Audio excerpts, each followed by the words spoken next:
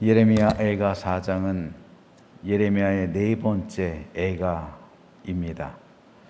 이 부분은 1절에서 10절까지는 여호와의 심판으로 인한 선민의 패망과 피폐에 대한 비탄을 기록하고 있고요. 11절에서 20절까지는 선민의 패망 원인 그리고 그 주역들에게 닥친 재앙의 참상들을 기록하고 있습니다. 마지막으로 21절에서 22절까지는 여호와의 선민 징계가 종료될 것이고 이방 심판이 계시될 것임을 선언하고 있습니다. 오늘은 이 가운데서 1절과 2절 말씀을 잠시 묵상하겠습니다. 슬프다. 어찌 그리 금이 빛을 잃고 순금이 변질하였으며 성수의 돌들이 거리 어귀마다 쏟아졌는고 순금에 비할 만큼 보배로운 시온의 아들들이 어찌 그리 토기장이가 만든 질항아리 같이 역임이 되었는고. 여기서 예레미야는 시온의 아들들을 금, 곧 순금에 비유합니다. 그런데 우리가 여기서 금에 대해서 오늘 좀 잠깐 살펴보려고 합니다. 여러분, 금의 생성이 어떻게 된 건지 아십니까? 학자들에 따르면, 과학자들에 따르면요, 금은 태양계 내에서는 절대로 자연적으로 생성될 수 없는 물질이라고 합니다. 즉, 금은 태양계에서 온 게 아니라는 거예요. 금은 지구뿐 아니라 전 우주적으로도 봐도 굉장히 희귀한 광물이랍니다. 왜냐하면 금은 가벼운 원소의 핵융합을 통해 형성되기 때문입니다. 태양계에서는 태양이 가장 크죠. 하지만 우주적으로 볼 때는, 전 우주적으로 봤을 때 태양은 그리 큰 항성이 아니에요. 금이 만들어지기 위해서는 태양보다 훨씬 더 큰 항성들이 서로 부딪히거나 아니면 이 거대한 초신성이 폭발할 때, 그래서 블랙홀이 생길 정도로 굉장히 큰 폭발이 있을 때 거기서 생기는 고압과 고열의 핵융합 작용으로 인해서 생겨나는 물질 가운데 하나가 금이라는 거예요. 그렇기 때문에 지구상에 있는 금은 태양계가 아니라 저 멀리 우주에서 왔다는 거예요. 즉, 오래전 거대한 항성들이 충돌하거나 혹은 초신성이 폭발할 때 생겨났던 파편 가운데 일부가 태양계로 들어와서 지구와 충돌을 했는데, 그때 그 소행성에 있던 금이 지구에 흡수되었다는 말입니다. 그러므로 금의 기원은 지구가 아니라 우주예요. 제가 왜 이런 말씀을 드리냐면, 금이 성경에서도 굉장히 중요하기 때문에 그래요. 돈 때문에 중요한 게 아니에요. 인류는 기원전 약 5,000년 전부터 금을 사용하기 시작했습니다. 최초의 금의 유물이 5,000년 전으로 거슬러 올라가는 거예요. 그 이전에는 사용했는지 안 했는지 모르는 거죠. 유물이 발견되질 않았으니까. 그때로부터 지금까지 금은 화폐 역할을 했고요. 그리고 보석 같은 장신구로 사용되기도 했습니다. 그런데 이 금이 가진 세 가지 특성이 있기 때문에 사람들은 금을 좋아하는 거예요. 첫째는, 금은 우주에서 왔기 때문에 희소해요. 드물다는 거예요. 금을 채취하기가 쉽지가 않습니다. 둘째로, 금은 아무리 오랜 세월이 흘러도 변하지 않아요. 5,000년 전에 출토된 금은 똑같은 금이에요. 지금도 그 금은 똑같은 똑같은 금이에요. 5,000년이 흘렀다고 해서 금이 변하지 않아요. 썩지 않아요. 셋째로, 금은 절대 부식하거나 부패하거나 썩질 않아요. 금의 3대 특성은 희소성, 영속성, 불변성입니다. 자, 여기서 우리가 물어야 돼요. 왜? 하나님은 지성소 안에 있는 언약궤의 속죄소를, 그리고 언약궤를 금으로 만들라고 말씀하셨을 거예요. 여러분, 성경 읽으면서 하나님 금 되게 좋아하시네, 이런 생각해 본 적 없으세요?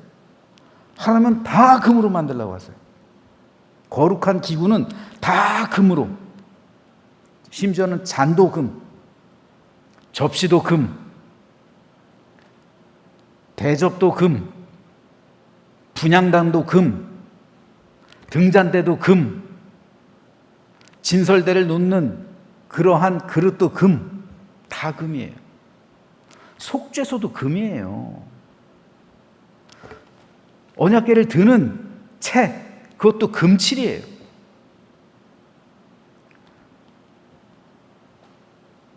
심지어는 대제사장 의복에 금실을, 금으로 만든 실을 넣어서 사용하라고 말씀까지 하십니다. 성경에 보면 하나님께서 금을 재료로 사용하라는 것이 굉장히 많이 나와요. 하나님께서 물질이 탐나서 그러셨을까요? 아닙니다. 금은 우주에서 왔다고 그랬죠. 즉, 이 세상에 속한 것이 아니라고요. 하늘에서 온 거란 말이에요. 하늘에서. 요한계시록에 보면 하늘나라의 성이 뭘로 돼 있어요? 금으로 돼 있잖아요.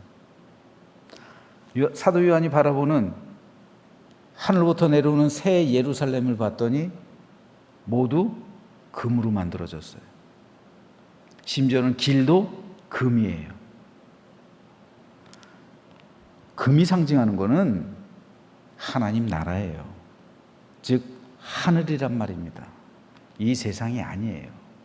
금은 세상에서 온 게 아니라, 유래한 게 아니라 하늘에서 온 거예요. 따라서 하나님께서 금으로 거룩한 기구를 만들라고 명령하신 것은 금이 상징하는 것이 바로 하나님 나라이기 때문에 그래요. 둘째로, 금은 성도를 상징합니다. 순금에 비할 만큼 보배로운 시온의 아들들이 어찌 그리 토기장이가 만든 질 항아리같이 여김이 되었는고.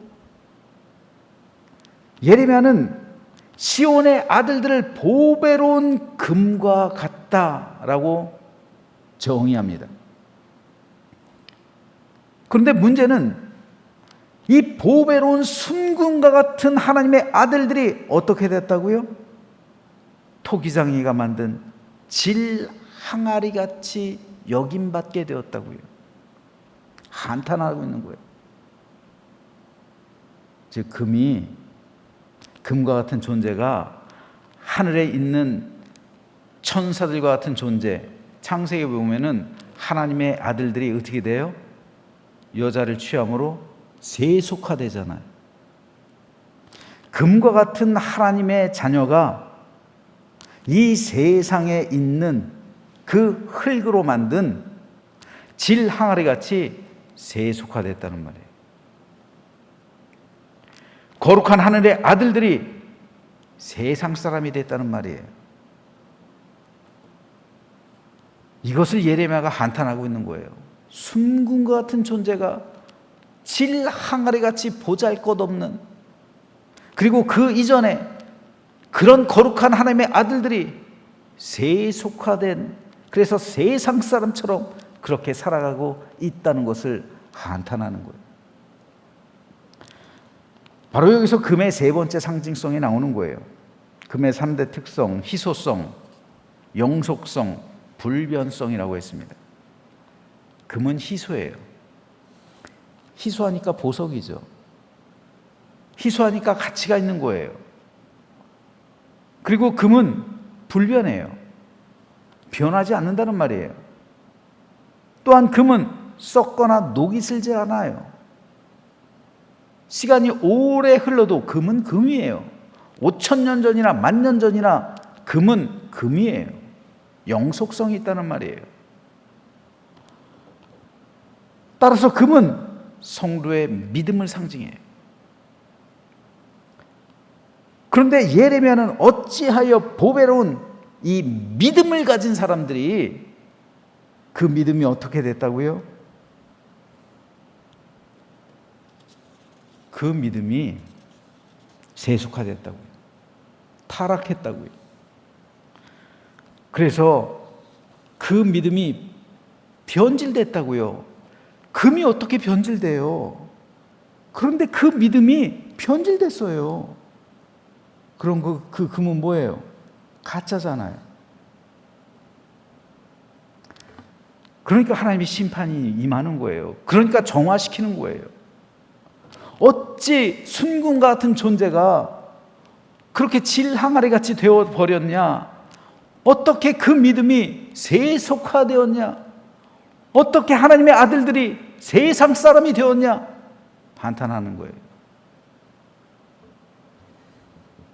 믿음을 버린 이스라엘 민족은 선민일 수가 없는 거예요. 선민이면 그 믿음에 합당한 금과 같은 믿음과 금과 같은 행실이 있어야 되는 거죠. 금과 같은 삶을 살아가야 되는 거예요.